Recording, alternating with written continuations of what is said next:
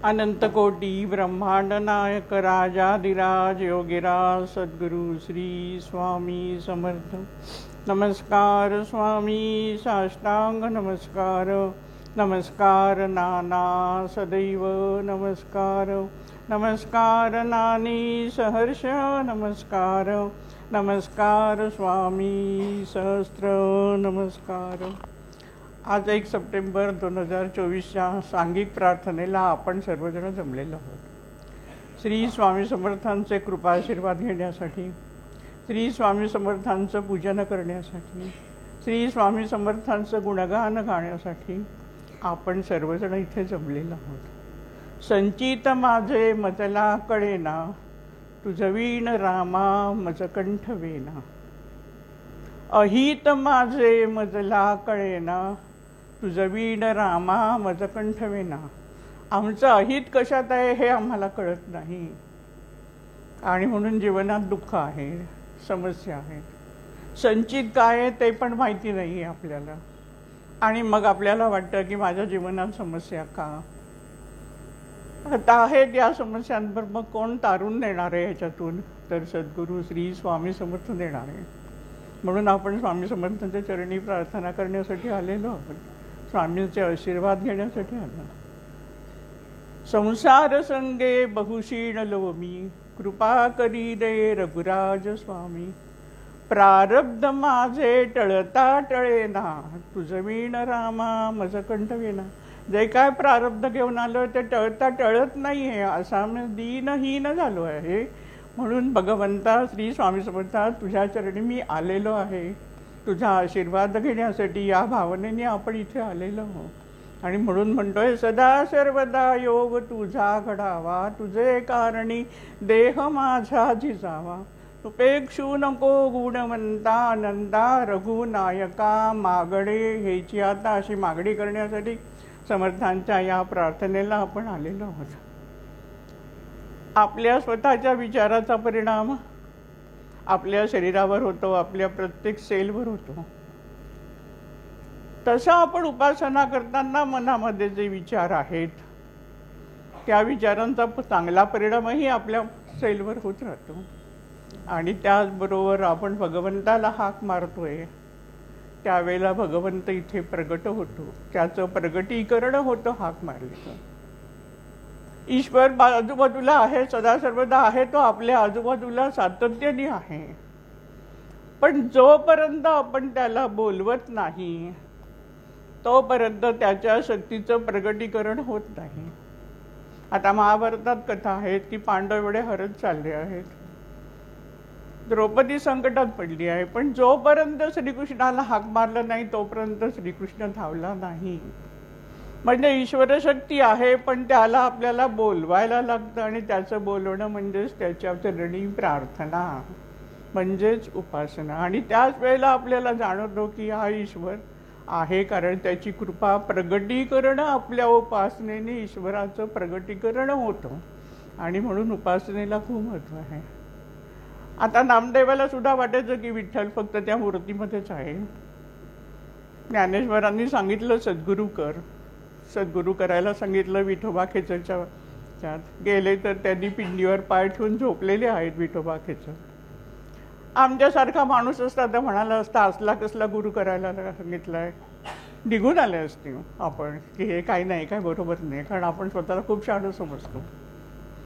पण नामदेव भक्त होता, विठ्ठलाचं ऐकणारा होता। जर आपल्याला विठ्ठलांनी सांगितलेलं आहे की गुरु कर आणि अमुक एका गुरुकडे तू जा, तर तिथे नक्की काहीतरी आहे हे नामदेव जाणत होता। आणि म्हणून नामदेवांनी त्यांना उठवून सांगितलं, अहो तुम्ही पिंडीवर पाय ठेवून झोपले। ते म्हणाले, ठीक आहे, तू अशा ठिकाणी माझे ठेव पाय की जिथे पिंड नाही। दुसरीकडे ठेवले तर तिथे परत पिंड, तिसरीकडे पाय ठेवले उचलून, प्रत्येक ठिकाणी पिंड दिसू लागली। आणि मग नामदेवांनी जाणलं की ईश्वर सर्वत्र आहे। आणि जेव्हा ही जाणीव नामदेवांना झाली तेव्हा त्यांच्या आयुष्यात केवढा मोठा प्रचंड बदल झाला हे लक्षात घ्यायचे। सद्गुरूच्या सान्निध्यात हे घडतं। जर नामदेवांनी गुरु केला नसता तर नामदेव एक फक्त विठ्ठल फक्त म्हणून समाजात ओळखले गेले असते, त्यांच्या हातून विठ्ठल जेवायचा वगैरे अशाच कथांवर नामदेव राहिले असते. पण जेव्हा सद्गुरू मिळाला त्यावेळेला नामदेवांच्याकडून प्रचंड मोठं महान कार्य झालं. ज्या ज्या प्रांतात नामदेव गेले त्या त्या प्रांताची भाषा त्यांना यायला लागली आणि त्या भाषेमध्ये ते भजन कीर्तनाच्या मार्फत भक्तिमार्गाचा प्रसार करत राहिले. पंजाब क्षेत्रामध्ये ते जास्त काळ राहिले. म्हणजे त्यांचं जे कार्यक्षेत्र होतं ते गुरुकृपेमुळे विस्तारित होत झालं. तशी ही गुरुकृपा आपल्याला प्राप्त करून घ्यायची आहे आणि म्हणून आपण इथे आलेलो आहोत. आणि म्हणून उपासनेला महत्त्व आहे. ते नियमित उपासना झाली पाहिजे आणि त्याचबरोबर आपली सांघिक उपासना किंवा अनेक लोक एकत्र येऊन ईश्वराला बोलवत आहेत त्यावेळेला त्याच्या शक्तीचं इथे प्रगटीकरण होतं. आणि म्हणून उपासना एकत्र येऊन करायची असते. त्याचप्रमाणे ती मठामध्ये मंदिरामध्ये झाली तर ती जास्त त्याचा परिणाम अधिक पटीने होतो. कारण तिथे अनेक लोक येऊन उपासना करून गेलेले असतात. त्यामुळे त्या आभारामध्ये व्हायब्रेशन्स ईश्वरी शक्तीचे प्रगटीकरण झालेलं असतं आणि ती शक्ती आपल्याला मिळते. आणि म्हणून उत्सवांमध्ये सहभागी व्हायचं त्याचं कारण मुख्य ते आहे. नुकताच आता आपण गोकुळाष्टमीचा उत्सव स्वामी भवनामध्ये संपन्न केला. कृष्ण जन्म झाला आणि दुसऱ्या दिवशी नानांचा जन्मदिन दही कालायला आपण मोठ्या उत्साहाने संपन्न केला. उत्सवाचं वैशिष्ट्य म्हणजे त्या दिवशीपासूनच म्हणजे कृष्ण जन्मानंतर आपण एका जपाला सुरुवात करतो. सांघिक जप हा उपक्रम स्वामी समर्थ परिवारामार्फत सुरू आहे. परमपूज्य नानांची ही प्रेरणा आहे आणि त्यांनी सुरू केलेला हा उपक्रम आहे. दरवर्षी जप आता नाना जप द्यायचे त्यावेळेला नानांना जे काय स्फुरण व्हायचं स्वामी समर्थांच्या ह्याच्यातून त्याप्रमाणे जप दिले गेले. नानी द्यायच्या त्यावेळेला पण तसंच अशी संवेदना मिळत जायची की यावर्षी हा जपाची गरज आहे करून घ्यायचं. तो जप दिला. गेले 20 वर्ष मी काम करते तर मला पण दरवर्षी वेगवेगळे अनुभव मिळत जातात. कधीतरी तो जप सारखा वाचनामध्ये येतो. कधीतरी तो जप कानावर पडतोय असं वाटत राहतं. कधीतरी तो जप जाताना वाहनांच्या पाठीमागे लिहिलेलं असतं त्याच्यामध्ये तो जप दिसतो. अशा सगळ्या घटना घडत जातात. यावर्षीचा अनुभव आणखीन खूप वेगळा आहे आणि सांगण्याचा मला मोह होतोय कारण त्यातून तुम्हाला अत्यंत आनंद मिळणार आहे. रात्री साधारण 11ची वेळ होती. महिनामध्ये जप दिला त्याच्या आधीचे साधारण महिना 1.5 महिना आधीची गोष्ट. नेहमीप्रमाणे स्वामींच्या चिंतनाला बसले. चिंतन कशासाठी तर आपल्या परिवाराच्या कार्यासंबंधी चिंतन. आधी पहिलं हे चिंतन कार्यदृष्टिकोनातून पुढे येणारे उत्सव, तिथे काय आणखीन आपल्याला करायला आहे, तिथे बांधकामात काही करायला हवंय का, सुधारणा काही करायला हव्यात का. त्याच्यानंतर समाजाकडे जे लोक प्रश्न घेऊन आलेले आहेत त्या सगळ्यांचं जसं स्मरण होत जाईल ते मुद्दाम करायला लागत नाही, आपोआप गोष्टी म्हणते. मग अमुक व्यक्तीचा अमुक एक प्रश्न आहे तो प्रश्न सुटला आहे की नाही अशा प्रकारे त्याच्यासाठी स्वामींच्या चरणी प्रार्थना असा सगळ्या चिंतनात मी बसले होते. डोळे मिटून बसले होते आणि अचानकपणे आता किती वेळ गेला मला माहिती नाही. अचानकपणे साधारण 30-32 वर्षाची एक तरुण मुलगी माझ्याजवळ आली. म्हणजे मला हे मी डोळे मिटले आणि मला हे दिसतंय. ती आली अगदी साक्षात ती तिथे उभे आहे अशी दिसली आणि ती मला काहीतरी सांगण्याचा प्रयत्न करते. मी तिला म्हटलं थांब 2 मिनिटं कारण माझं चिंतन चाललेलं आहे. ती पटकन कानाजवळ आली माझ्या आणि वाकून मला म्हणाली की यावर्षी आपण हा जप करायचा आहे का. तिने वेगळा जप उच्चारला. मी लखडबडून जागी झाले म्हणजे समाधी याच्यातून माझ्या ह्याच्यातून चिंतनातून जागी झाली आणि तिला म्हटलं की नाही हा जप नाही करायचा आहे आपण यावर्षी आपण जप करायचा आहे हरे कृष्ण कृष्ण कृष्ण हरे हरे. एकदा सांगितलं. ती 2 मिनिटं थांबली. मी तिला म्हटलं की नाही हा जप करायचा आहे आणि असं मी 5 वेळा म्हटलं हरे कृष्ण कृष्ण कृष्ण हरे हरे हरे कृष्ण कृष्ण कृष्ण हरे हरे हरे कृष्ण कृष्ण कृष्ण हरे हरे हरे कृष्ण कृष्ण कृष्ण हरे हरे. ती बरं म्हणाली. तिथे एकदम प्रकाश झाला दिसला मला. नंतर ती दिसेनाशी झाली आणि मग माझ्या डोळ्यासमोर श्रीकृष्णाची रूपं दिसायला लागली. एक एक बाळकृष्णाचा जन्म दिसला. वसुदेव घेऊन निघाला आहे बाळकृष्णाला. यमुना नदीपर्यंत आला आहे, नदीला पूर आलेला आहे, आता यातून कसं जाणार? पण मागे फिरणं पण यशोदाला शक्य नाही आहे वसुदेवाला, कारण बाहेर मोठं संकट आहे, इकडे कंस मारायला टपलेला आहे. त्यामुळे आता दुसरा मार्ग बंद आहे आणि म्हणून या यमुनेला पार करून आपल्याला जायचं. असं करून वसुदेव यमुनेच्या पाण्यात शिरला आणि कृष्णाच्या पायाला यमुनेच्या पाण्याने स्पर्श केला आणि यमुना शांत झाली. आणि मनात विचार आला की सद्गुरूच्या चरणाला स्पर्श केल्यावर अशा प्रकारचा बदल मनुष्यामध्ये झाला पाहिजे. नुसते पादुकांवर डोकं टेकत जायचं नाही आहे.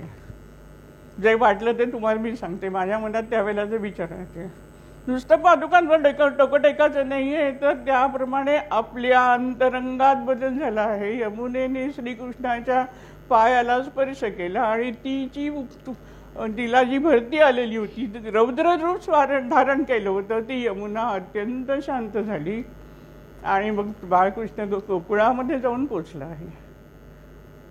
यशोदा माताला तिच्याकडे जे बाळ आहे ते घेतलंय, तिथे श्रीकृष्णाला ठेवलंय. यशोदा मातेला माहितीच नाही ती झोपलेली आहे. ही सगळी योगमाया असते ईश्वराची की कळत नाही.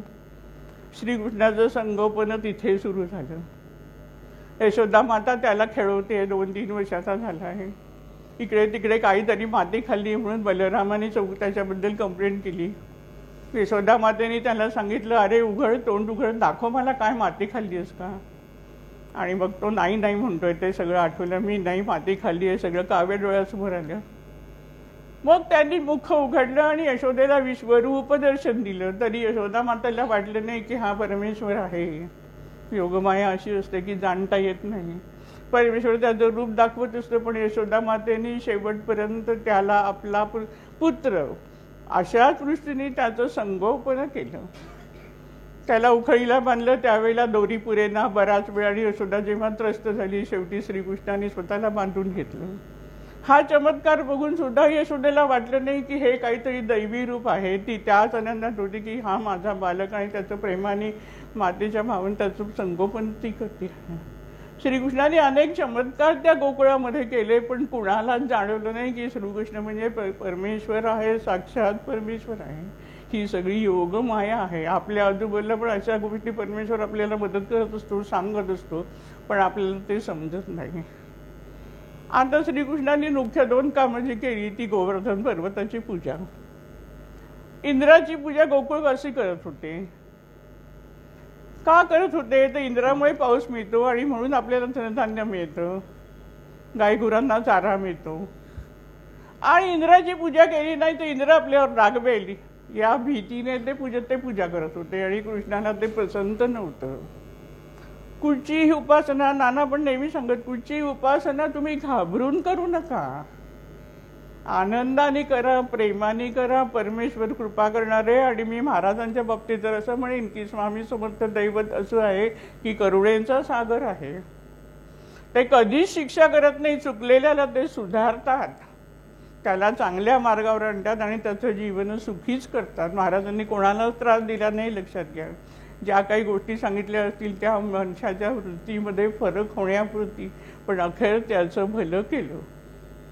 त्यामुळे भीतीपोटी हे सगळे जण इंद्राची पूजा करतायत. ही भीती त्यांच्या मनातनं गेली पाहिजे. त्याचबरोबर परंपरेने एक पूजा चालत आली आहे म्हणून पूजा करायची अशा भावनेने पूजा होते, हे पण चुकीचं आहे. त्याच्यात सुद्धा बदल घडवण्याचं धाडस माणसाच्या मनामध्ये असलं पाहिजे. जसं नानांनी आता सांगितलं की नवरात्र तुम्हाला प्रत्येकाला पारंपरिक पद्धतीने नवरात्र करणं आजच्या काळात शक्य नाही. म्हणून नानांनी यथार्थ नवरात्र असा उपक्रम दिला की घरातच देवी पुढे तांदूळ काढून देवीची पूजा करा, अन्नपूर्णा स्तोत्र म्हणा आणि तांदूळ काढून ठेवा आणि सगळे ते एकत्र केलेले तांदूळ आपण समाजसेवा संस्थांना देतो. काळानुसार उपासनेत बदल झाला पाहिजे, कारण सगळं करणं शक्य नसतं. श्रीकृष्णाने यांना सांगितलं की तुमच्या मनातली भीती जायला पाहिजे, हे व्हायला पाहिजे, तर तुम्हाला आता यातून मी बाहेर काढतो, हे श्रीकृष्ण स्वतः म्हणतोय मनाशी. आणि त्यांना इंद्राची पूजा बंद करायला सांगितली आणि त्यांनी गोवर्धनाची पूजा सुरू केली. क्रांतिकारक निर्णय जो श्रीकृष्णाने घेतलाय तो आपण आपल्या आयुष्यात घ्यायचा असतो, हे लक्षात ठेवा. की अनेक वर्ष मी असंच करतोय, आता मी असं नाही केलं तर कसं होईल, आणि अशा प्रकारे त्रस्त होऊन भीतीने उपासना करू नका. मगाशी म्हटल्याप्रमाणे परमेश्वर सर्वत्र आहे, फक्त आपण ज्याला बोलवायचंय बोलवलं की तो आलाच आहे. आता गोवर्धनाची पूजा सुरू झाली. आता इंद्र रागवला आणि भरपूर पाऊस पडायला लागल्यावर श्रीकृष्णाने गोवर्धन पर्वत करंगळीवर उचलला, अशी कथा आहे. आता सगळ्यांना गंमत वाटू शकते, पण करंगळी आहे हे जलतत्व आपलं पंचमहाभूताने आपलं शरीर भरलेलं आहे. प्रत्येक ज्या बोटाचं एक एक तत्व आहे आणि करंगळीचं तत्व म्हणजे जलतत्व आहे. आणि जलतत्वाचा जो अधिकार आहे तो श्रीकृष्णाने तिथे दाखवून गेलाय. सगळं गूढ आहेत गोष्टी, आपण फक्त चमत्कार म्हणून बघतो.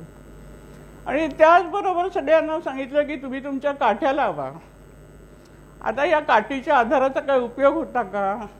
पण श्रीकृष्णाने त्या सगळ्यांना सांगितलं का, तर त्यांच्या मनामध्ये निर्माण केलं की सामर्थ्य की तुम्ही पण काहीतरी करू शकता. प्रत्येकाच्या मनामध्ये भाव निर्माण झाला की मी काठी लावली आणि त्यामुळे गोवर्धन पर्वत उचलला गेला आहे, माझं काहीतरी त्याच्यामध्ये योगदान आहे, म्हणजे आय कॅन डू धिस. ही जी भावना माणसाच्या मनामध्ये निर्माण होण्यासाठी, स्फूर्ती निर्माण होण्यासाठी की मीही काहीतरी प्रचंड काम करू शकतो, हा आत्मविश्वास निर्माण होण्यासाठी श्रीकृष्णाने सगळ्या गोपगोपींना काठ्या लावायला सांगितलं. अशी कथा की परमेश्वर तुम्हाला सामर्थ्य देण्याचा प्रयत्न करतो. म्हणून नानाने म्हणतात की समर्थांचा भक्त हा नेहमी समर्थ असतो. त्याला नुसतं काहीतरी सगळं फुकट वाटून तुम्ही दिन दुबळं करू नका. त्याला त्याच्या पायावर उभं करायचं आहे. ही समर्थांची उपासना आहे की प्रत्येक जण स्वतःच्या पायावर उभं राहील आणि आपल्याला जे हवे ते स्वतःच्या सामर्थ्याने मिळवेल. अशा प्रकारचा समाज नानांना निर्माण करायचा होता, कारण स्वामींची अपेक्षा ही होती की माझा भक्त हा समर्थ असला पाहिजे. आता श्रीकृष्ण इकडे चित्र डोळ्यासमोर चालू आहे, त्या आनंदामध्ये मी आहे, मी स्वतःला विसरले असं म्हणा तुम्ही. श्रीकृष्ण इकडे आता कंसाचा वध करायला श्रीकृष्ण आलेला आहे. त्याला बोलवलंय, अक्रूराला पाठवलंय कंसाने घेऊन ये. कंस अशा मनामध्ये आहे की श्रीकृष्ण आला की माझं हे स्वतःचं राज्य आहे, मी इथे राजा आहे, माझे सगळे अधिकार आहेत, माझी सगळी लोक आहेत, या बालकाला मी केव्हाच मारू शकतो, मला काय भीती आहे. आणि प्रत्यक्षात घडलं किती वेगळं. कृष्णाने येता येताच वाटेमध्ये काय काय गडबड केली, अशा प्रकारची दहशत निर्माण केली की कंस जो थोडा आधी घाबरलेला होता, बाहेरून दाखवत होता की मला काय भीती, पण आतून त्याला प्रचंड भीती होती. कारण दैववाणी झाली होती की 8वा पुत्र देवकीचा 8वा पुत्र तुला मारणार आहे, त्यामुळे अंतरंगात भीती आहे. पण वरवर म्हणते मी काय राजा आहे, मी त्याला सहज मारी दंड म्हणून अक्रूराला पाठवलंय कृष्णाला आणायला. कृष्ण आला आणि कंसाला त्याच्या राज्यामध्ये, त्याच्या ह्याच्यामध्ये त्याचे सगळे लोक संरक्षण करणारे त्याच्या आजूबाजूला सगळे असताना या कृष्णाने त्याला कंसाला सिंहासनावरून खाली ओढून काढले आणि त्याला ठार मारले. का, तर धर्माचं राज्य निर्माण करायचं होतं. तरी देखील कृष्ण हा कोणी परमेश्वर आहे, देव आहे, कोणाला जाणलं नाही, पण फक्त वेगळं काहीतरी घडले. श्रीकृष्णाने उग्रसेनाला राज्यावर बसवलेले आहेत. बाकीचा राज्यकारभार श्रीकृष्णच बघतोय. मथुरेचा राज्यकारभार स्वतः श्रीकृष्ण पण गादीवर त्यांना बसवलेला आहे. पांडवांना अनेक प्रकारे मदत केली आहे, पण त्याचप्रमाणे पांडवांवर काही संकट येऊ दिली आहेत. काही लोकांना प्रश्न पडतो की एवढा त्यांच्या जवळ होता, मग कृष्णाने का नाही मदत केली संकटाच्या वेळेला? तर संकट आल्याशिवाय माणूस शहाणा होत नाही. संकट आल्याशिवाय त्याच्या मनामध्ये तीव्र असे विचार निर्माण होऊ शकत नाही. जर पांडवांना काही संकट आली नसती, म्हणजे श्रीकृष्णाने सगळ्या ह्याच्यात पांडवांना मदत केली असती, तर पांडवांच्या मनामध्ये कौरवांच्या विषयीचा द्वेष निर्माण झाला नसता, म्हणजे कौरवांशी युद्ध करावं अशी भावना मनात निर्माण झालीच नसती. कौरवांच्या विरुद्ध आपल्याला लढा द्यायला पाहिजे ही भावना निर्माण होण्यासाठी पांडवांवर अनेक जरी संकट आली तरी श्रीकृष्णाने त्यांना ती सहन करायला लावली. ती तेवढ्यासाठी घडवायचं होतं. अधर्माचा नाश करून धर्माची संस्थापना करायचं हे आहे, संस्थापना करायची आहे. आणि म्हणून श्रीकृष्णाने पांडवांवर काही वेळेला त्यांना मदत करायचं दुर्लक्ष केलं आणि संकट केलं.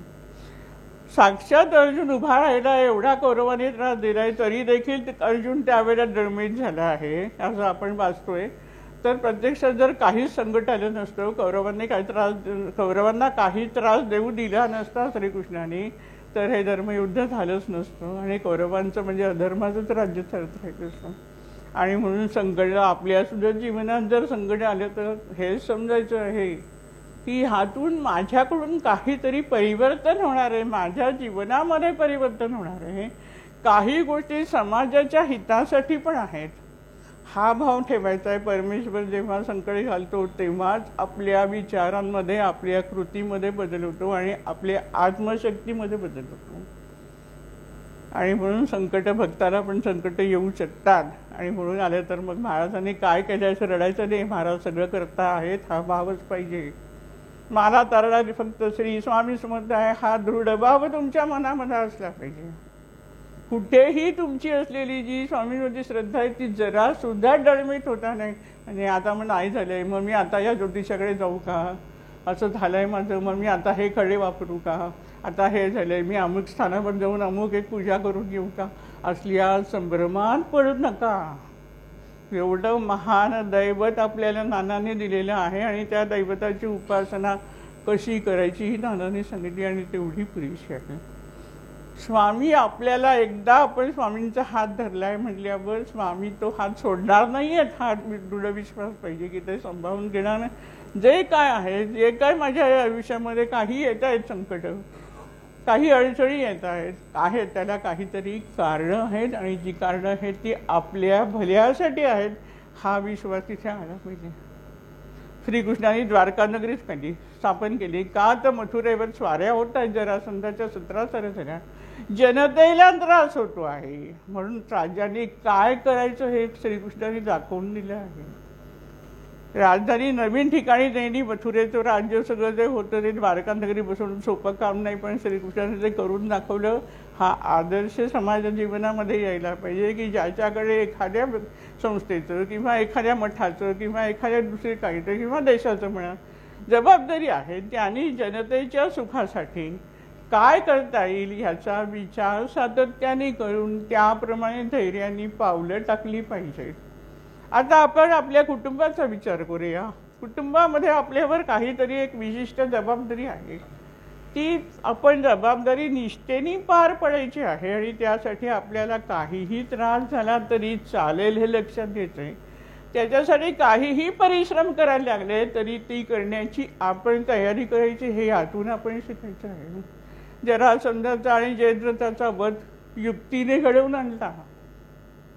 युद्धात देखील श्रीकृष्णा हातामध्ये शस्त्र घेतलं नाही, फक्त मार्गदर्शन केलं. ह्याच्यातून काय बघायचं की सेनापती सैन्य म्हणजे तुम्हाला फक्त लढाई करता आली पाहिजे असं नाही, त्याच्यामध्ये युद्ध कौशल्याची गरज आहे. म्हणजे प्रत्येक कार्यामध्ये यशस्वीता येण्यासाठी तुमच्याकडे कौशल्य असलं पाहिजे, तुम्ही त्या दृष्टिकोनातून विचार करून कार्य केलं पाहिजे. अशा विविध विचार मनामध्ये येत राहिले, सगळं चित्र डोळ्यासमोर उभं राहिलं. मध्ये मुरलीचा आवाज ऐकायला आला, मधुर स्वर ऐकायला आले, विविध रंग दिसले, मोर दिसली, मोरपिसांचा पिसारा दिसला. अशा प्रकारचे संपूर्ण गोकुळ, इकडे ही द्वारका नगरी, कुरुक्षेत्र, सर्व चित्र माणसं साक्षात उभी आहे, अशा प्रकारचं दर्शन या चिंतनामध्ये मला त्या दिवशी झालं. असा हा जप आहे. हा जप प्रत्येकाने 1.25 लाख करायचा आहे. जप थोडासाच करायचा आहे, 1.25 लाखच करायचा आहे आणि महाशिवरात्रीपर्यंत करायचा आहे. जपामध्ये निश्चितच सामर्थ्य आहे हे लक्षात घ्या आणि त्याप्रमाणे जप करा. जप जाऊ दे बाकीचे करतायत मी नाही केलं तरी चालेल असं करू नका. करून बघा आणि अनुभव घ्या आणि आपल्या डायरीमध्ये लिहून ठेवा आणि संस्थेला कळवा की मी एवढा जप केला आहे. फार महत्त्वाची गोष्ट कळवणं, माहिती देणं, इन्फॉर्मेशन देणं हे आयुष्यात अत्यंत महत्त्वाची गोष्ट आहे. आपण कुठे जात असो तर घरात सांगूनच जायला पाहिजे की मी कुठे जाणार आहे आणि केव्हा मी परत येईल. की आपण ऑफिसमध्ये असू काही कामासाठी बाहेर जातो तर सांगून जायला पाहिजे मी या कामासाठी जाऊन येतोय 10 ते म्हणतात. जी आहे माहिती प्रत्येकाला अपडेट ठेवणं खूप गरजेचं असतं. त्यामुळे तुम्ही जेव्हा संस्थेला कळवाल त्यामुळे आम्हाला समजू शकतं की किती लोकांनी हा जप केलेला आहे. त्यामुळे कळवणं, करणं आणि करण्याबरोबर ते सांगितलंय त्याप्रमाणे कृतीत आणून कळवणं खूप महत्त्वाची गोष्ट आहे. त्या जपाच्या ज्या आपण उदबत्त्या करतो त्याचा आपण होम करतो. होमामध्ये फक्त उदबत्त्या टाकल्या आणि होमामध्ये तूप टाकलं म्हणजे पुण्य मिळालं अशा भ्रमात राहू नका. जप करा, सांगितलंय त्याप्रमाणे जप करा, श्रद्धेने करा. श्रीकृष्णाचा जप आहे, श्रीकृष्णाचं रूप, विविध रूप आणि त्यांनी काय शिकवलं आहे त्यातून आपण आपल्या जीवनामध्ये आपल्या आचरणामध्ये कशा प्रकारचा बदल घडवायचा हा विचार करत तो जप करायचा आहे सर्वांनी मिळून. आता गणपती जवळ आलेले, आता येताना सगळ्यांनी अनुभवच घेतलाच असेल की बाहेर किती ट्रॅफिक आहे आणि काय सांगते. गणरायाचं मोठ्या उत्साहाने स्वागत होत आहे. फार मोठा उत्सव आहे आपल्या ह्याच्यामध्ये. तर गणपती जन्माची कथा बघूया आपण. अशी कथा सांगितली जाते की शंकराचा नंदी असतो. नंदी शंकर जे सांगेल ते बरोबर फॉलो करणारा असतो. एक दिवस हिला स्नान करायला जायचं असतं पार्वतीला, तेव्हा ती नंदीला सांगून जाते की मी स्नान करायला जाते, तू कोणाला आत पाठवू नको. शंकर आल्यावर नंदीने शंकराला पाठवलं. शंकराला जायचं आणि नंदी शंकराचं ऐकणारा एकनिष्ठ दास. जसा हनुमंत श्रीरामाचा तसा नंदी शंकराचा. मग पार्वतीला राग आला की नंदीनी माझं ऐकलं नाही आणि शंकराचं ऐकलं. देवांना पण असा राग येतो की माझं ऐकलं नाही आणि तिचं ऐकलं. आणि तिच्या मनात ईर्ष्या उत्पन्न झाली की माझ्याशी एकनिष्ठ असणारा मला पाहिजे, व्यक्ती पाहिजे कोणीतरी की जे माझं सगळं ऐकेल अशा ह्याच्यानी. म्हणून तिने गणपती तयार केला. आता अशी कथा आहे, ती स्नानाला जाते. पूर्वी लोक अंगाला हळद लावत असत. आता आजच्यासारखे एवढे काही वेगवेगळे प्रकार नाही आहेत. फेसवॉश पुंचवॉश वगैरे काही नाही. एक हळद लावून आंघोळीला जाणं. ती जी हळद तिने अंगाला लावण्यासाठी तयार केलेली होती त्या हळदीचाच तिने गणपती बनवला. त्याच्यामध्ये आत्मा प्राण ती स्वतः उज्ज्वलहरी आहे, त्याच्यामध्ये प्राण निर्माण केले. आणि त्याला सांगितलं की मी स्नानाला जाते, तू कोणाला आत पाठवायचं नाहीये. शंकर आल्याबरोबर गणपतीने त्याला थांबवलं. मग शंकराला राग आला आणि म्हणून शंकराने त्याचं डोकं कापलं. पार्वतीला जेव्हा हे कळलं तेव्हा ती प्रचंड चिडली आणि ती शंकराला म्हणाली की आता हे सगळं त्रैलोक्य आहे त्याचा मी पूर्ण नाश करून टाकते. अशी एवढी ती चिडली. आणि म्हणून शंकरांनी ब्रह्मदेव पण काळजीत पडला की यांनी सगळी सृष्टी नाहीशी केली तर काय होणार. आणि म्हणून ब्रह्मदेव शंकराच्या मदतीला आला.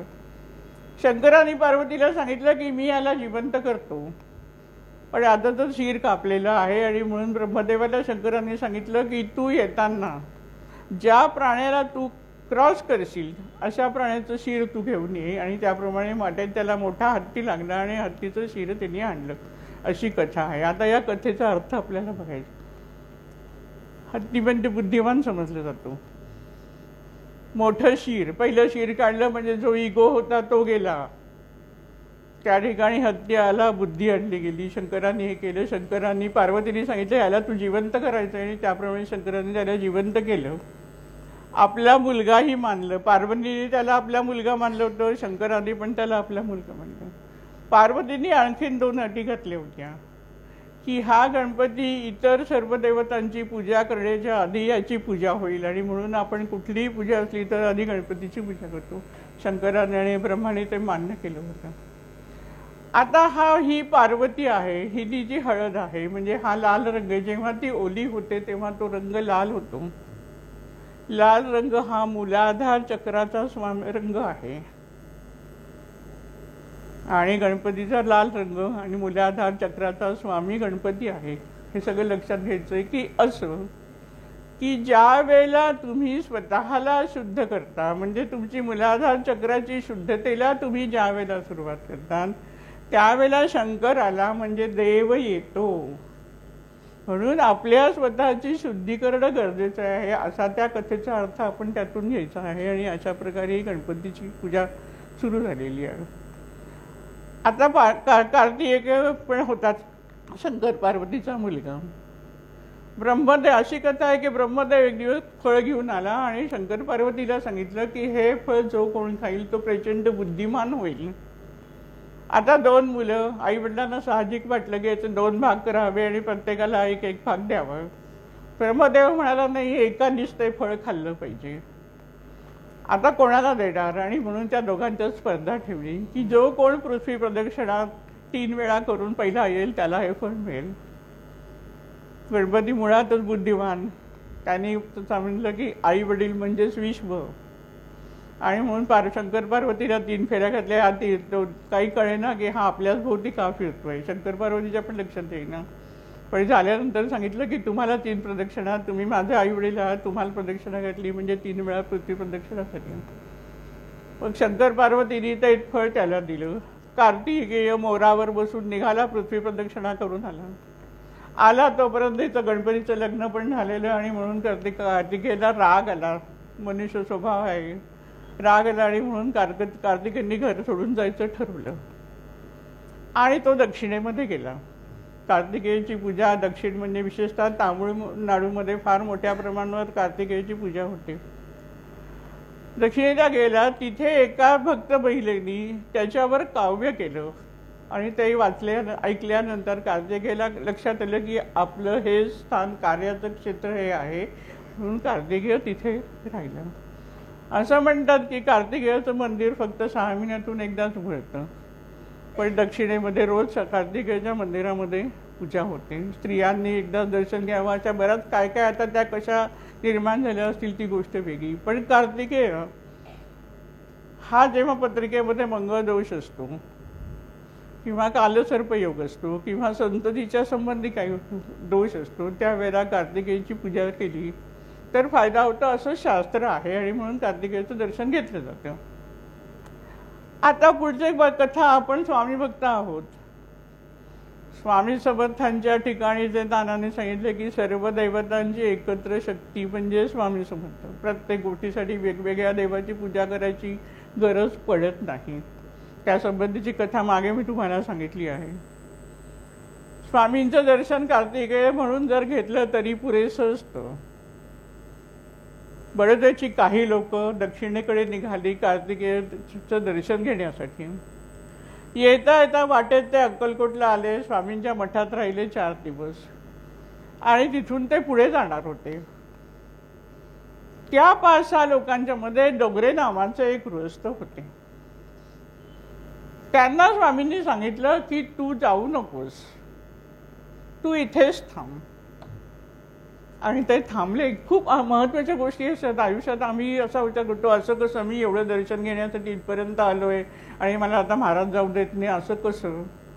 पण त्यांनी, डोंगऱ्यांनी असा विचार केला की महाराज जर मला सांगतायत की जाऊ नको तर मी नाही जाणार. बाकीची मंडळी गेली, कार्तिकेयचं दर्शन घेतलं. आणि गंमत म्हणजे इकडे डोंगऱ्यांना श्री स्वामी समर्थांनी कार्तिकेयच्या रूपामध्ये दर्शन दिलं. आता बघा तुम्ही, बाकीच्या सगळ्यांना एवढं लांब जायला लागलं, पैसे खर्च करायला लागले, वेळ खर्च करायला लागला, तिकडे जाऊन रांगेत उभं राहून दर्शन घ्यायला लागलं, एवढी यातायात करायला लागली. पण ज्याने गुरुवचनावर विश्वास ठेवला किंवा गुरुने त्याला स्वतःहून थांबवून घेतलंय त्यांचं भाग्य. त्यांना तिथल्या तिथे कार्तिकेयाचं दर्शन झालंय.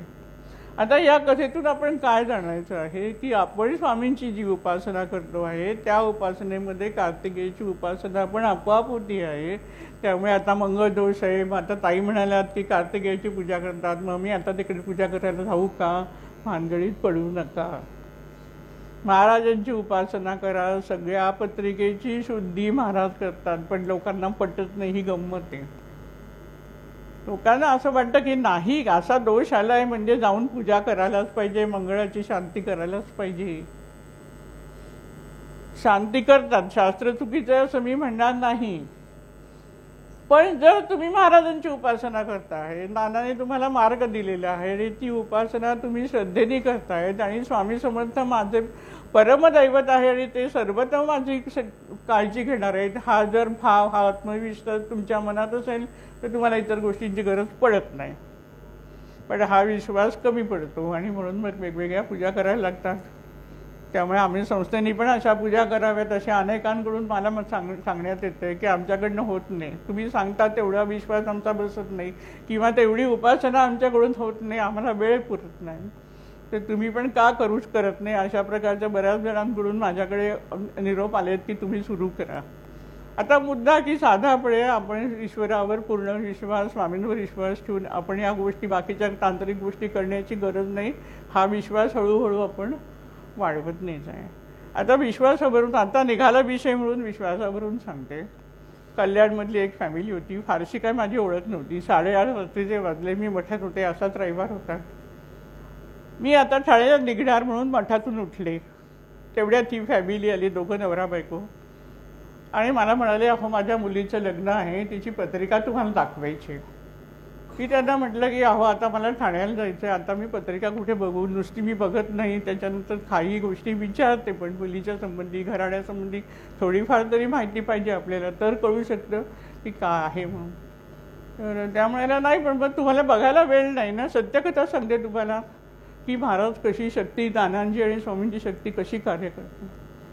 तुम्हाला वेळ नाही ना, तुम्हाला आम्ही म्हणत नाही, आग्रह नाही करत की तुम्ही पत्रिका बघा, पण तुम्ही एकच करा, ही पत्रिका तुमच्या हाताने तुम्ही स्वामींच्या पादुकांवर ठेवा आणि तुम्ही फक्त सांगा की या मुलीचं लग्न लवकर होऊ दे. तुम्ही महाराजांना सांगा, पत्रिका तुम्ही ठेवा आणि महाराजांना सांगा.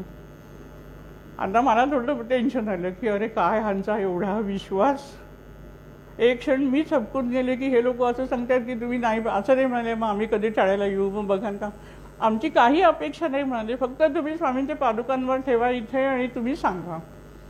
मी ठेवली आणि स्वामींना सांगितलं की स्वामी हे सगळेजण अशा विश्वासाने आले की तुमच्या पादुकांवर पत्रिका ठेवून तुम्हाला मी सांगितलं की त्यांचं काम होणार आहे.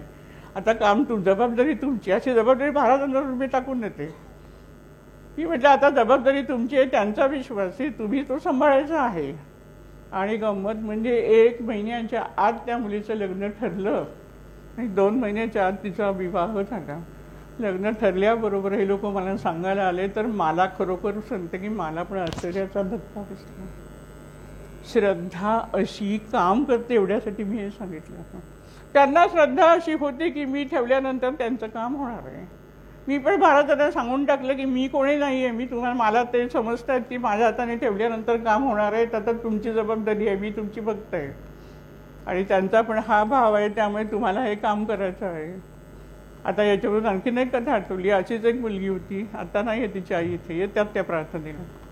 तिचं लग्न ठरलेलं आणि त्याच्यानंतर त्या असं सहज, त्यांना काय म्हटलं माहिती नाही, मुलाची पत्रिका घेऊन, ज्याच्याशी लग्न मुलीचं होणार आहे त्याची पत्रिका सहज माझ्याकडे घेऊन आल्या आणि मला जरा बघा हो, आता सगळं ठरलं आहे, आता साखरपुड्याचं ठरवायचं आहे, त्याच्यासाठी कुठचा हॉल घ्यायच्या संबंधी, कधी घ्यायच्या संबंधी विचारायला माझ्याकडे आलेली. पत्रिका समोर ठेवली आणि मला धस्स झालं, क्लिक झालं की या पत्रिकेत फार मोठा प्रचंड दोष आहे. मुलीची पत्रिका मी आधी बघितलेली होती, त्या बऱ्याच वेळा बघितले, माझ्या चांगल्या लक्षात होतं की तिच्या पत्रिकेमध्ये कुठच्या प्रकारचा दोष आहे, मला चांगलंच स्मरत होतं. आता ह्याची अशी पत्रिका आहे म्हटल्यावर मला प्रचंड टेन्शन आलं की मी यांना हो म्हणू शकत नाही आणि नाही म्हणू शकत नाही, काय करणार.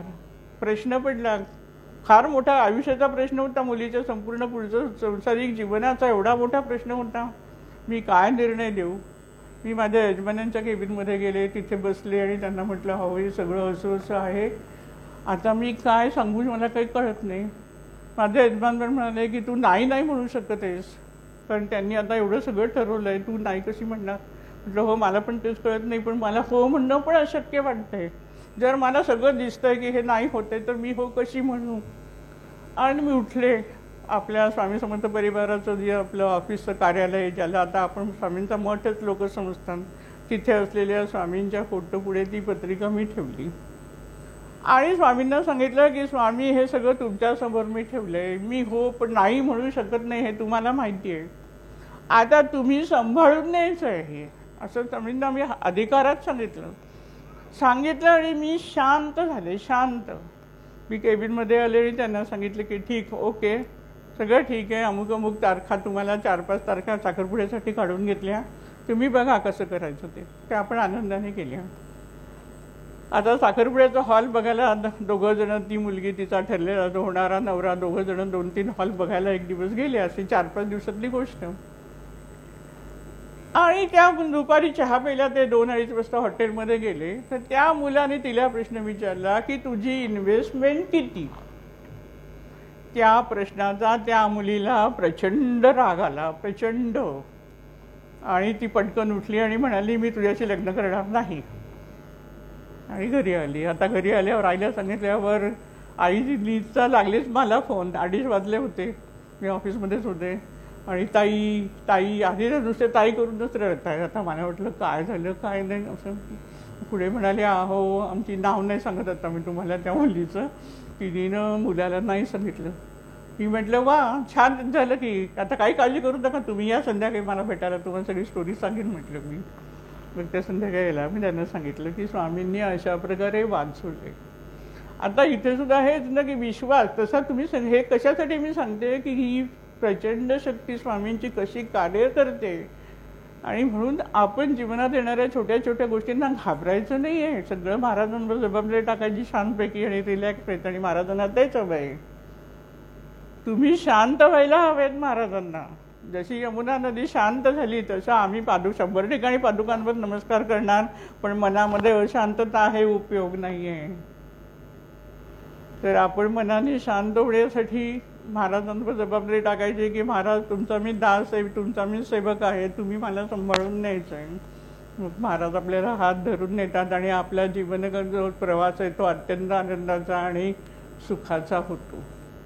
आता ही कार्तिकेयची आपण ही कथा बघितली की तिथे तो दक्षिण स्थितीमध्ये आहे, तिथे मात्र रोज पूजा अर्चा होते. आपल्या महाराष्ट्रात मला वाटतं पुण्याला का कुठेतरी मंदिर आहे. कार्तिक ह्याच्यामध्ये कार्तिक पौर्णिमेला नाही, कार्तिक पौर्णिमेला कार्तिक स्वामींचा काहीतरी ठराविक मुहूर्त असतो, त्यावेळेला दर्शन घेण्यासाठी लोक रात्रीपासून रांग लावतात.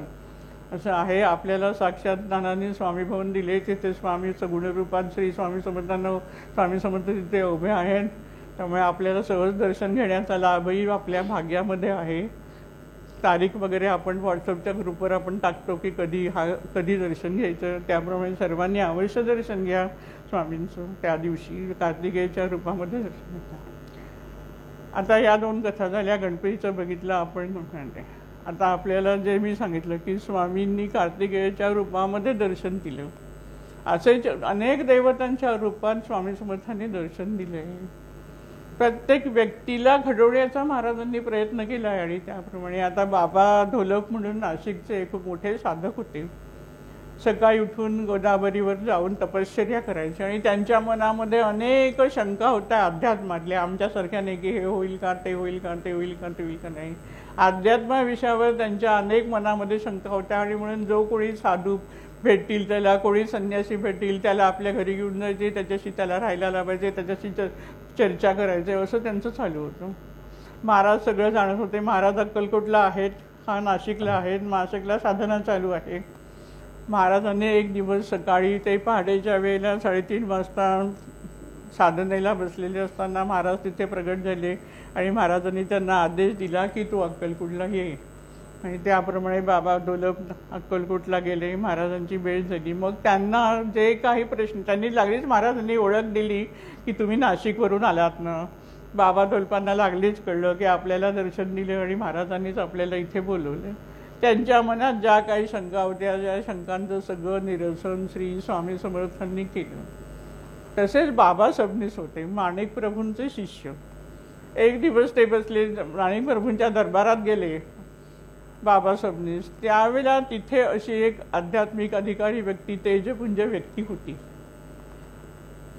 बाबा सबनीसांनी त्यांच्याकडे बघितलं, त्या व्यक्तीकडे बघितलं आणि त्याच क्षणाला बाबा सबनीसांच्या मनामध्ये जे प्रश्न होते आध्यात्मिकेच्यातच, त्या सगळ्या प्रश्नांची त्यांना उत्तरं आपोआप मिळाली, न विचारता मिळाली.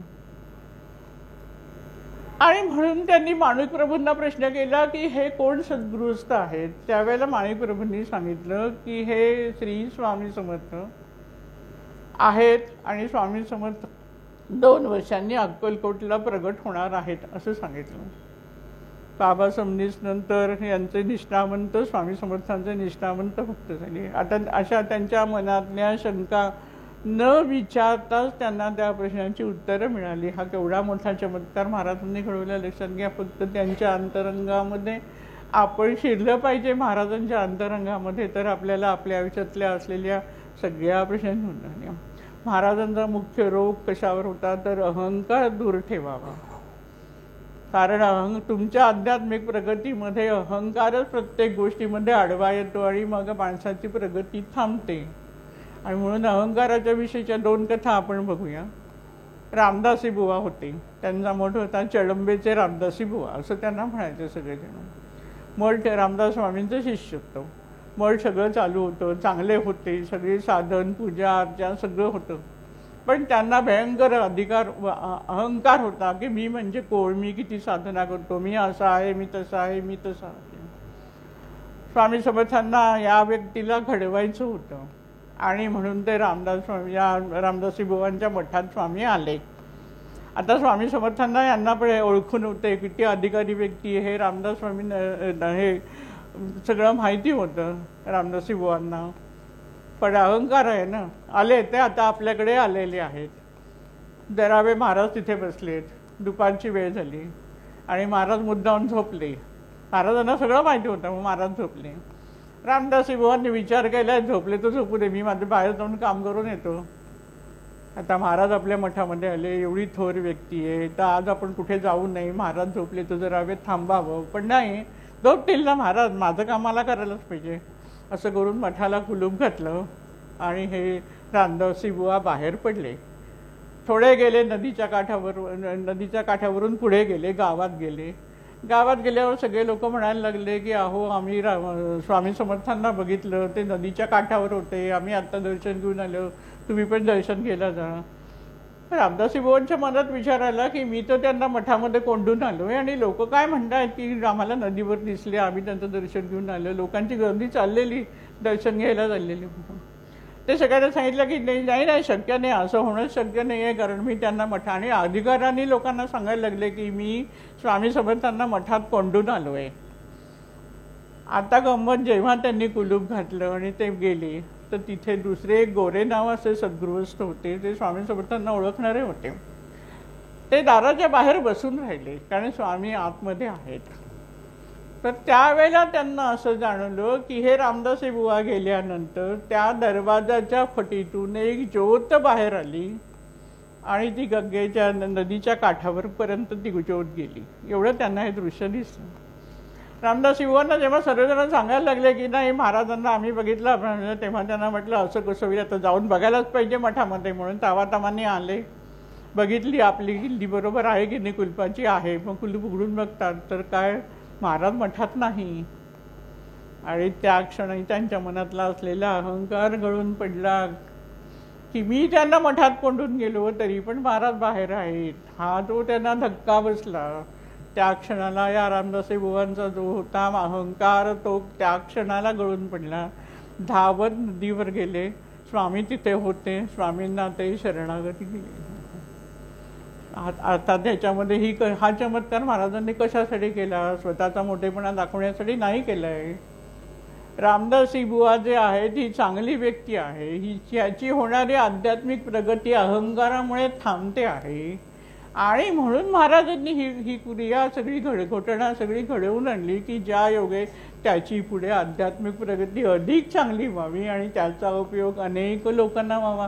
कारण ते वागतात जसे बाकीचे लोक तसेच वागणार ना, मग सगळा समाज दूषित होऊ शकतो. आणि म्हणून समाजाचा जो कोणी मुख्य म्हणून वावरतो त्याची ही जबाबदारी असते की त्यांनी कसं वागलं पाहिजे आणि म्हणून त्यालाच घडवण्यासाठी महाराजांनी ही घटना घडवून आणली.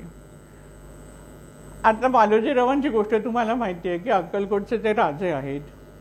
महाराजांना ते मानतायत, आपल्या दरबारात महाराजांना अनेक वेळा बोलवून त्यांना आदराने बसवतायत, सगळं करतायत. महाराजांचे आशीर्वाद व्हावेत अशी तळमळ मालोजीरावांना आहे. तरी पण माणसाची धाव जसं आम्ही वागतो तसेच मालोजीराव वागले. संकेश्वरचे जे शंकराचार्य होते त्या शंकराचार्यांनी त्यांनी आपल्या अक्कलकोटला निमंत्रण केलं की शंकराचार्यांचे आशीर्वाद आपल्याला मिळावे, एकूण काय आपली भरभराट व्हावी, आपला मानसन्मान मिळावा हाच हेतू. आणि शंकराचार्यांना बोलवलं पण महाराजांना नाही बोलवलं. गंमत बघा तुम्ही, एरवी महाराजांचे आशीर्वाद घेण्यासाठी झटपडणारे मालोजीराव शंकराचार्यांना बोलवताना महाराजांना मुद्दाम नाही बोलवलं, कारण मग महाराजांची उठाठेव कशी करता येणार आपल्याला, त्यामुळे नकोच. आणि म्हणून महाराजांना बोलवलं नाही. शंकराचार्य येणार म्हटल्यावर बाकीतली गावातली लोक हे ते सगळी गडबड चाललेली यांच्या ह्याच्यामध्ये. इकडे स्वामी समर्थांना हे समजलं आहे की सगळं घडतो आहे आणि मालोजीराव सगळं याच्यामध्ये पूर्ण गुंतलेत आणि आपल्याला बोलवलं नाही आहे. मग चळप आणि आणखीन कोणाला तरी घेऊन महाराज जिथे मालोजीरावांनी शंकराचार्यांना बोलवले होतं आणि त्यांच्या मान सन्मानामध्ये स्वामी हे मालोजीराव गुंतलेले होते, अशा ठिकाणी स्वामी समर्थ गेले. तरी पण मालोजीरावांनी महाराजांकडे बघितलं नाही. काय जाणायचं, आम्ही असेच बघतो आयुष्यामध्ये अनेक वेळा, ही चूक आपल्याकडनं होता कामा नये म्हणून ही कथा आहे. महाराजांनी सगळं जाणलं. महाराज स्वस्त बसून होते. चोळप्पाचा जीव खालीवर होता की महाराजांकडे कोण बघत पण नाहीये, अशी घटना घडली. मग जेवणाच्या पंक्ती बसल्या. महाराजांच्या बरोबर दुसरा एक ब्राह्मण होता, त्यांनी तिकडे महाराजांसाठी वेगळी जागा ठेवली, मुद्दाम करून घेतली आणि महाराजांना त्यांनी सन्मानाने नेलं. आणि तो बसवत असताना सगळ्यांनी आरडाओरडा सुरू केला की महाराज कसले संन्यासी, महाराज कोणाच्याही हातचं जेवतात, अशा माणसाला कसं तुम्ही आमच्या पंक्तीमध्ये बसवताय वगैरे लागलीच लोकांनी हे केलेलं. महाराज काही बोलले नाही. महाराज शांतपणे बसलेले होते. आता ही पानं वाढली आहेत आणि जेवायला सुरुवात करणार, तर त्या सगळ्या अन्नामध्ये किडे निर्माण झाले. मग सगळे घाबरले की हे काय झालं. मालोजीराव त्या क्षणाला जागे झाले की हे काय झालं. मग हा जो ब्राह्मण महाराजांच्या बरोबर होता त्यांनी मालोजीरावांना जाऊन सांगितलं, शंकराचार्यांना जाऊन सांगितलं की तुम्ही कुणाचा अपमान करताय, तुम्हाला कळतंय का. महाराजांचा अपमान केलाय म्हणून हे सगळं घडलंय असं त्यांनी सांगितल्यानंतर त्या ते दोघं शुद्धीवर आले. मनुष्य आता हे शंकराचार्य पण आपल्या मान सन्मान घेण्यामध्ये रमलेत. मालोजीराव पण त्यांचं उठटे करण्यासाठी उठबस करण्यामध्ये रमलेत. काय स्वार्थ की मला आशीर्वाद मिळू दे, मला जिथे तिथे माणसाचा स्वार्थ मी असा पुढे येत असतो. मग त्या दोघांनी येऊन महाराजांची क्षमा मागितली. मग अशी म्हटल्याप्रमाणे महाराज म्हणजे करुणेचा सागर आहे, लक्षात घ्या. महाराजांनी क्षमा केली. एवढा अपमान झाला तर शाप नाही दिला महाराजांनी. महाराजांनी क्षमा केली त्या लोकांना आणि मग जे अन्न होतं ते पूर्ववत झालं. आता ह्या आळ्या झाल्या म्हणजे काय, खऱ्या आळ्याने हा दृष्टीचा भ्रम निर्माण केला महाराजांनी सगळ्यांच्या दृष्टीमध्ये की त्यांना तिथे आळ्या आहेत असं वाटायला लागलं. जाऊन हा चमत्कार महाराजांनी घडवून आणलेला आहे की माणसाची बुद्धी जागेवर यावी, जी जिकडे तिकडे धावते मान सन्मानामध्ये आणि खरं काय ते काही समजत नाही आहे. हातून चुका घडतायत आणि हे करण्यासाठी महाराजांनी ही शक्ती आपल्या शक्तीने तिथे असं वातावरण निर्माण केलं की सगळ्या आळ्या झाल्या आहेत, सगळं पूर्ववत झालं. मग महाराजांनी मालोजीरावांना पण सांगितलं आणि शंकराचार्यांना पण सांगितलं की तुम्ही सर्व समाजासाठी आहात आणि तुम्हीच जर असे वागलात, तुम्ही स्वतःला जगद्गुरू म्हणता आणि तुम्हीच जर असे मान सन्मानामध्ये जर गुंतून राहिला तर कसं चालणार आहे. ही शिकवण महाराजांनी सद्गुरू यांना पण शंकराचार्यांना पण दिली. शंकराचार्यांचा अहंकार अशा प्रकारे महाराजांनी दूर केला. आता एक गृहस्थ होता, मी मगाशी म्हटल्याप्रमाणे महाराज कृपाळू आहेत की सध्या. सावकाराकडे काम करत होते आणि मग पैशाची अफरातफर केली, पकडले गेले. मग घाबरले आणि मग महाराजांच्या चरणाशी आले आणि महाराजांना म्हणाले की तुम्हाला काही करून तुम्ही मला वाचवा. आणि नवस बोलला की मी ज्या पादुका आहेत ना, माझी जर सुटका झाली तर मी पादुकांवर चांदीचा पत्रा लावून देईन. महाराजांच्या कृपेने ते सुटले, निर्दोष ठरले. बायको आणि ते दोघं जण महाराजांच्या दर्शनाला आले. महाराजांनी आठवण करून दिली की तू नवस बोलला होतास. म्हणाला की ठीक आहे, करून देतो, पादुकांना चांदी लावून देतो. पादुकांना चांदी लावून दिली, पण त्या चांदीच्या दोन्ही पादुका अर्पण करताना त्यांच्या मनात परत मोह निर्माण झाला आणि म्हणून त्यांनी याची जी पादुकांची एक कुंटी होती ती एक काढून घेतली, एका कुंटी काढून घेतली पादुकांची. का त्याला चांदी होती त्यात मोह माणसाचं आणि ती काढून घेतली. महाराजांनी लागलीच त्याला सांगितलं की एक कुंटी गेली आहे, याच्यामध्ये नाही आहे. मग बायकोने ती काढून परत दिली. तेव्हा महाराजांनी त्याला उपदेश केला की जो नवस बोललाय तो नवस त्याचप्रमाणे फेडायचा असतो. माणसं नवस बोलतात आणि विसरतात, अशी गंमत आहे. मग महाराज आठवण पण करून देतात म्हणून महाराजांना मी जे म्हटले आहे की तो करुणेचा सागर आहे, तो कोणाला स्वामी कोणाला त्रास देत नाही. त्यामुळे स्वामींमुळे म्हणजे स्वामी माझ्यावर रागवले. काही लोक म्हणतात का असं झालंय, मग स्वामी माझ्यावर रागवलेत का, माझी काय चूक झाली काय. नाही, स्वामी रागवत नाही. स्वामी तुम्हाला सुधारतात. स्वामी तुम्हाला सुखी करण्यासाठी श्री स्वामी समर्थ आहेत, हे पहिले लक्षात ठेवा. करुणाकर आहे. स्वामींचं जर खरं रूप असेल तर करुणेचा सागर हे स्वामींचं उत्सव. इतकं त्यांना प्रत्येकाविषयी प्रेम आहे आणि प्रत्येकाचं आयुष्य सुखी व्हावं आणि आध्यात्मिक दृष्टी माणसाची प्रगती व्हावी अशी महाराजांची इच्छा आहे. आणि त्यासाठी महाराज भक्तिमार्गाचा प्रसार अनेक शिष्योत्तमांच्या मार्फत करून घेत आहेत आणि ते कार्य आपल्याला पुढे न्यायचं आहे. आता चमत्कारात 2-3 चमत्कार आपण बघूया. महाराजांनी जे माझ्याकडे लोक प्रश्न घेऊन आले आणि त्यांचे प्रश्न कसे सुटले या संबंधीच्या काही कथा तुम्हाला आता मी सांगणार आहे. मुंबईतलीच घटना. एक महिला माझ्याकडे आली आणि म्हणाली, गेले 8 वर्ष माझा नवरा मला सोडून राहतोय. मला 2 मुली आहेत. एक मुलगी 8 वर्षाची, एक 12 वर्षाची मुलगी आहे. नवरा घर सोडून गेलेला आहे. आमचे भांडण झालं. आमचं आधी पटायचंच नाही. काही ना काही कारणामुळे तो माझ्याशी कायम भांडायचा आणि आता तो सोडून गेलेला आहे. मुलींना मी सांभाळते आहे. पण मला असं वाटतं की सगळं आमचं परत, माझं जीवन परत सुखी व्हावं, कारण तसे भांडण्याची अशी काही कारणं पण नाही, पण घटना घडली आहे. उपासना दिली त्यांना. मी म्हटलं मग आर्थिक काय करतात. त्या स्वतः नोकरी पण करत नव्हत्या. त्या म्हणाल्या नाही, मुली जातात, वडिलांचं दुकान आहे, दुकानात जाऊन मागतात, मग गिरायकं असतात, त्यामुळे वडिलांना नाईलाजाने पैसे द्यायला लागतात, कारण आलेल्या गिरायकांसमोर कसं देणार नाही तसं चालणार नाही. त्यामुळे माझं सगळं होतंय. पण तरी पण मला असं वाटतंय की माझा नवरा माझ्या परत घरी यावा. आता 2 वर्ष उपासना केली, 3 वर्ष उपासना केली, श्रद्धेने उपासना केली. 1-2दा त्यांना स्वप्नामध्ये स्वामींनी सांगितलं की मी आहे. एवढंच, फक्त एवढेच शब्द त्यांना ऐकायला आले की मी आहे, तू काळजी करू नकोस. मला येऊन प्रत्येक वेळा सांगायचं की ताई असं स्वप्न पडलं. मी त्यांना म्हटलं की अहो, काही काळ असतो माणसाच्या आयुष्यातला, काही कर्मभोग कमी होण्यासाठी काही काळ द्यायला लागतो. असं नाही की पटकन काही गोष्ट झाली मग त्याची किंमत पण नाही वाटत, त्याची गंमत पण नाही. तुमच्या मागे स्वामी आहेत, विश्वास ठेवा, दिलेली उपासना श्रद्धेने करत राहा. मुलींना पण सांगितलं तुमचा अभ्यास वगैरे तुम्ही सगळं व्यवस्थित करा. आणि नंतर असा आता नवरात्राचा पहिला नवरात्र जवळ आलेलं, तशी 4 का 5 वर्ष जावायची गेली, पण तिने उपासना सोडली नाही. सातत्याने कुठे धावली पण नाही, हे पण लक्षात ठेवा तुम्ही. दुसरीकडे कुठेही धावली नाही, सातत्याने उपासना करायला लागली. मधून मधून महाराज तिला सांगतायत की मी आहे, मी आहे. नवरात्राच्या आधी 8 दिवस तिच्या नवऱ्याचा तिला फोन आला की मी नवरात्राच्या पहिल्या दिवशी परत राहायला येतोय. स्वतःहून त्याचा फोन आला. त्याप्रमाणे ती व्यक्ती घरी परत आली. सुखाने संसार झाला. 2 मुली व्यवस्थित शिकल्या. महाराजांची कृपा एवढी आयुष्यामध्ये होऊ शकते. काय कारण, हा कर्मभोग होता. दोघं एकत्र न राहणं हो, यांचं गतजन्मीचा काहीतरी कर्मभोग होता.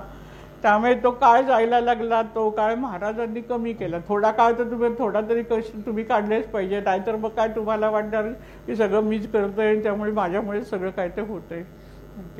आता दुसऱ्या डिप्रेशनच्या 2 कथा. समाजामध्ये डिप्रेशनचे फार मोठे प्रमाण आहे. वय वर्ष 14 ते 21 या वयोगटातल्या मुलांच्या मध्ये या बऱ्याच समस्या डिप्रेशनच्या आहेत. त्याच्या संबंधी आता बोलत नाही. आधी होऊन गेलेल्या 2 मुलींच्या आयुष्यातल्या घटना सांगते. माझ्या घरी जेव्हा स्वामी समर्थ कलश पूजेमध्ये प्रगट झाले, त्यावेळेला दर्शन घेण्यासाठी एक वडील आपल्या 21 वर्षाच्या मुलीला घेऊन आले. 2007ची गोष्ट आहे.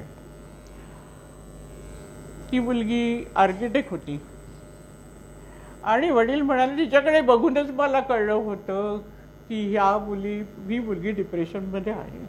आजचीच गोष्ट सांगते. महाराज कसं करून घेतात म्हणून मी सांगते. आजच माझ्याकडे एक खंडाळ्याचं एक आई आणि मोठ्या मुलाला घेऊन आलेली आणि त्या म्हणाल्या की याला गेली 8 वर्ष नोकरी नाही येत आई, काहीतरी उपासना सांगा.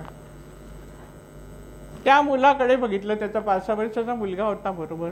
त्या गृहस्थांकडे बघितलं आणि मला जाणवलं की ह्याला काहीतरी व्यसन आहे. चेहऱ्याकडे बघूनच मला कळलं की त्याला व्यसन आहे. तर मी त्यांना म्हटलं की तुमचा चेहरा असा का दिसतोय, तुम्हाला व्यसन आहे का, मी स्पष्ट विचारलं. तर ते म्हणाले नाही मी काय दारू बिरू पित नाही. पण मी म्हटलं तुमच्या चेहऱ्यावरून मला वाटतं की तुम्हाला व्यसन आहे. मग त्याची आई म्हणाली की हो त्याला थोडं व्यसन नाही, तो गांजा घेतो. ठीक आहे, आता नोकरी नाही, फ्रस्ट्रेशन आलं असेल, सगळं असेल, सगळं त्यांना समजावून सांगितलं मी की हे व्यसन तू सोडायचं आहेस आणि मग तू माझ्याकडे येणार आहे, तुला नोकरी लावीन मी, तू व्यसन सोड, 15 दिवसाचं तुला मी अवधी देते, ही उपासना कर. तुम्ही माझ्या आईला पण सांगितलं त्याला तुम्ही 15 दिवसांनी घेऊन या, त्याच्यात बदल निश्चित घडणार आहे आयुष्यामध्ये. आता ही जी मुलगी वडील घेऊन आले त्या मुलीकडे बघूनच मला जाणवलं होतं की ही मुलगी डिप्रेशनमध्ये आहे. पण सांगतायत की ही आर्किटेक्ट आहे वगैरे सगळं झालं बोलणं. थोड्या वेळाने वडील स्वतःहून म्हणाले की माझ्या मुलीचं शिक्षण झालंय पण ती का डिप्रेशनमध्ये गेली आहे मला काही कळत नाही, मला थांग पत्ता लागत नाही की ही मुलगी डिप्रेशनमध्ये का गेली आहे. मग मी म्हटलं की ठीक आहे, तिला सांगितलं की तू नंतर मला भेटायला ये, तिला वेळ दिली, अमुक दिवशी तू माझ्याकडे. मग तिच्या खोल मनामध्ये जे काय एक तिच्या आयुष्यात जी काय एक घटना घडली होती त्या घटनेचा तिच्या मनावर जबरदस्त परिणाम झाला होता. ती घटना तिने मला सांगितली. मग मी तिला सगळं समजावून सांगितलं. त्या घटनेचा तिला बसलेला जो धक्का होता तो धक्का काढून टाकणं गरजेचं होतं आणि त्याप्रमाणे तिला अनेक गोष्टी सांगून तिला 3-4 वेळा भेटायला बोलवून आणि तिच्या मनात जी काय एक प्रकारची भीती अनसिक्युरिटी निर्माण झालेली होती ती सगळी नाहीशी झाली. उपासना तिने सुरू केली. आज चांगल्या पदावर चांगल्या नोकरीमध्ये ती आहे आणि अत्यंत सुखाते. ती आता मला 15 दिवसापूर्वी भेटून गेली म्हणून मला ही कथा आठवली आणि म्हणून तुम्हाला सांगितली. आता अशीच दुसरी एक मुलगी आर्किटेक्टला ॲडमिशन घेतलेली, आत्ता तिची घटना आत्ताची 4-5 वर्षापूर्वीची, वेस्टर्न साईडला राहणारी.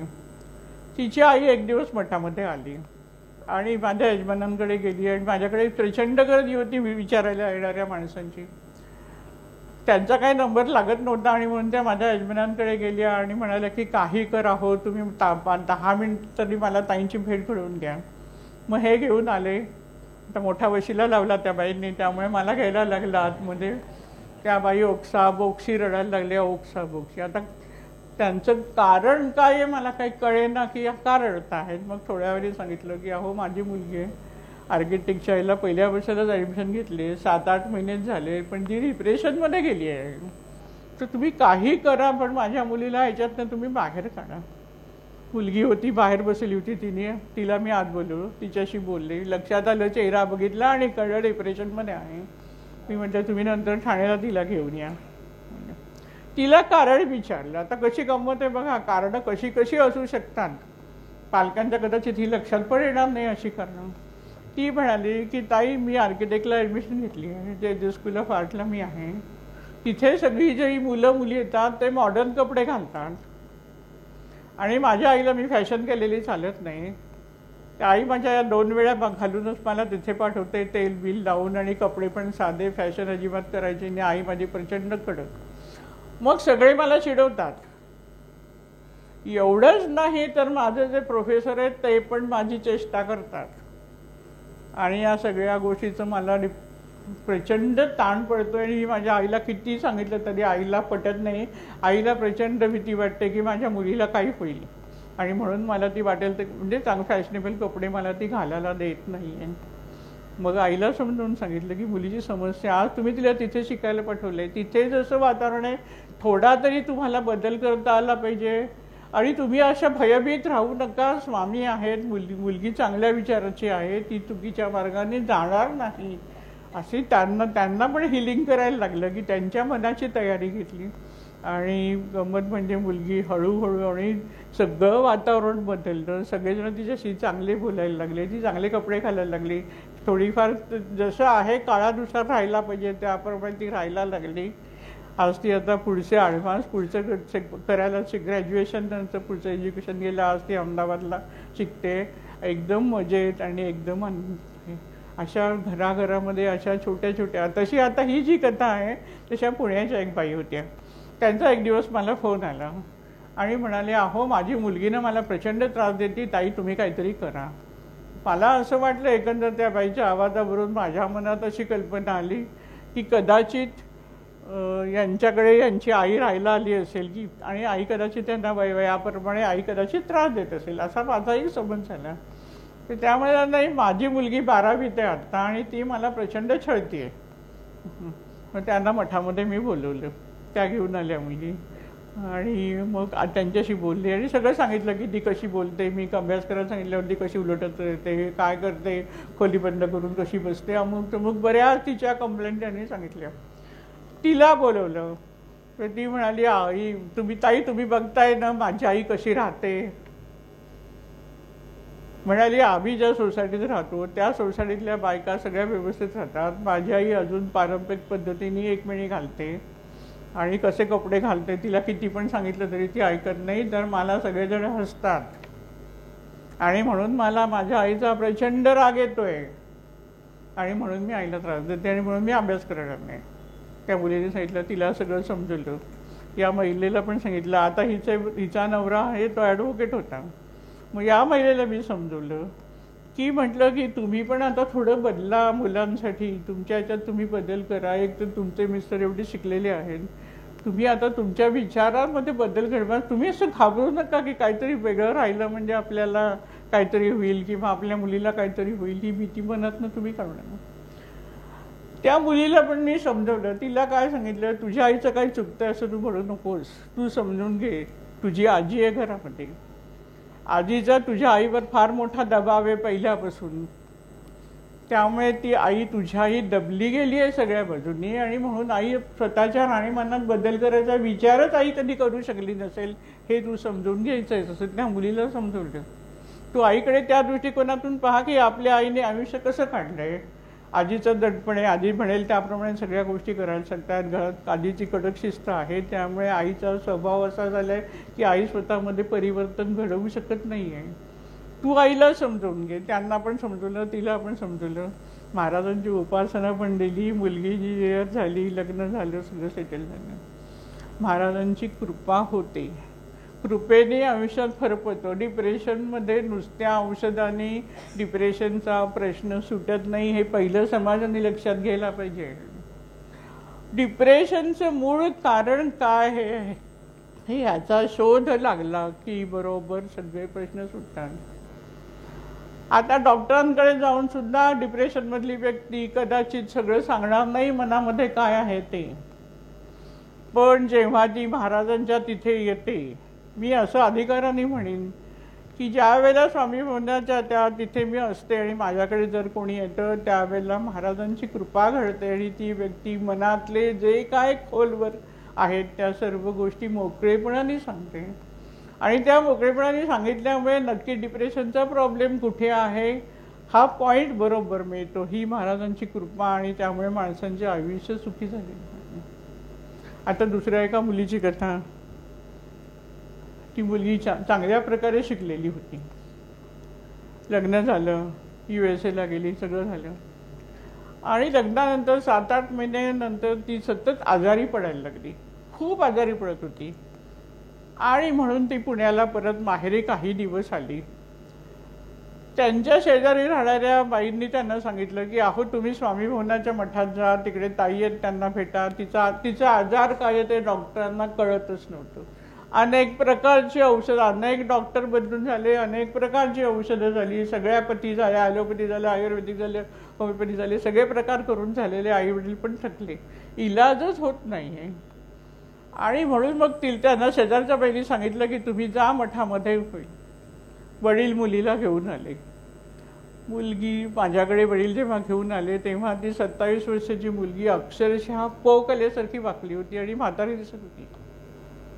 बघता क्षणीच मला कळलं होतं की हा आजार मानसिक आजार आहे, हा शारीरिक आजार नाही. मग त्या मुलीशी मी 2-3 तास बोलले.